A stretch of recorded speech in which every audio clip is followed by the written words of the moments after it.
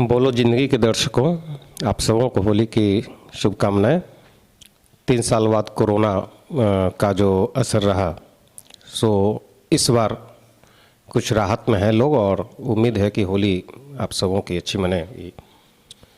बोलो ज़िंदगी ने आज कहा कि होली पे बातचीत हो, तो संस्मरणों का वैसे तो बहुत सारे हैं कि होली के क्या लिखते रहे हैं, कार्टून्स बनाते रहे हैं, लेकिन अभी याद करते हैं स्कूल के दिनों की होली। तो हमारे स्कूल का क्लासमेट जो साथ क्लास दूसरी से लेकर 10वीं तक रहा, तो एक छोटा सा संस्मरण याद करवाते हैं कि नाम रंजीत रोशन। अब होली का उस वक्त में ये चलता था कि 9 बजे 8 बजे या 9 बजे घर से भागने के लिए सब तैयार रहते थे। सो घर के गार्जियन भी ये कहते थे कि तुम निकल ही जाओ यहाँ से, होली खेल कर। सब लौटता था दोपहर के आसपास में। तो उसी अभियान में दोस्तों के संग रंजीत रोशन लाल को लेकर गए हम लोग, होली खेले और दोपहर में वहीं से गंगा में नहाते थे और नहाकर फिर लौटते थे।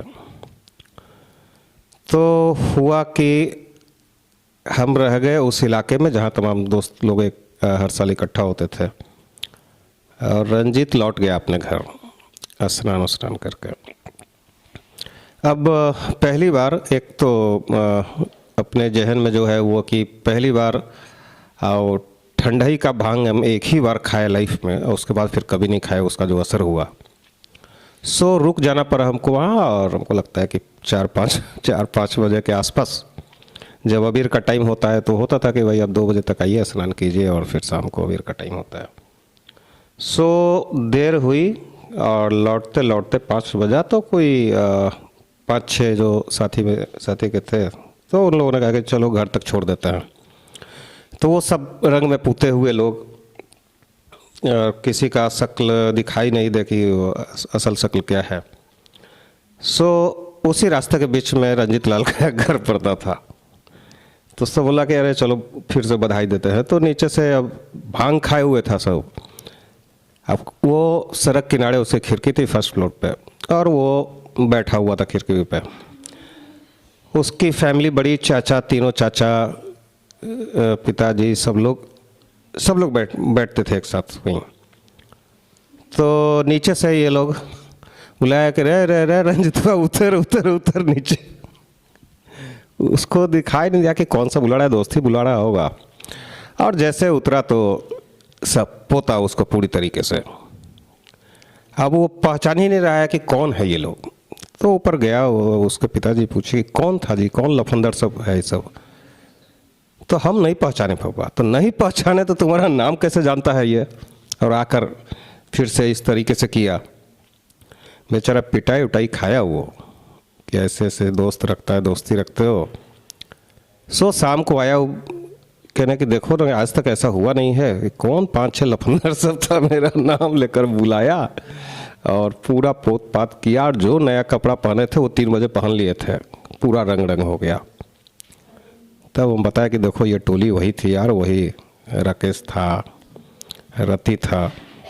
सो घटना नहीं बोलेंगे कि संस्मरण जो है वो इस तरीके की हर होली की होती रही। तो अब तो इस साल थोड़ा सा हम अपने लिए, क्योंकि होली की महफिल जो जमती है वो अंततः जितने दोस्त हैं वो एक लंबे वक्त से वो 11 से 12 बजे तक आकर हमारे घर में टिकती है, और फिर 3 बजे 4 बजे तक वो पूरा महफिल जमता है।